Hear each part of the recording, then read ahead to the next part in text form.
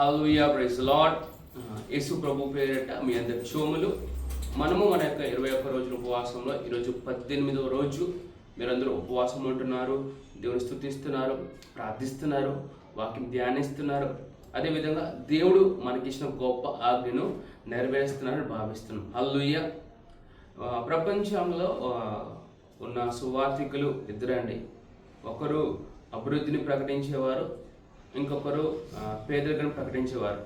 నేనైతే అభివృద్ధిని ప్రకటించే వారిని. మరి మీరేంటిది?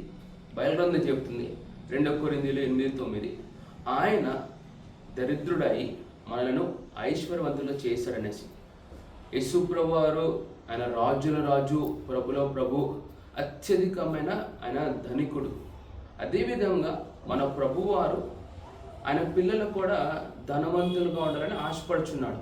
అన్ని రంగాల్లో కూడా, ఆత్మీయంగా, భౌతికంగా, అదేవిధంగా ఫినాన్సెస్లో కూడా ప్రభువారు మనం ఐశ్వర్యవంతులుగా ఉండాలని కోరుకుంటున్నారు. మనం ఐశ్వర్యవంతులుగా తయారవడం లేదని, మనందరం ఐశ్వర్యవంతులం. ఇలా చెప్తే నాతో పాటు, నేను ఐశ్వర్యవంతుడను. Praise lord.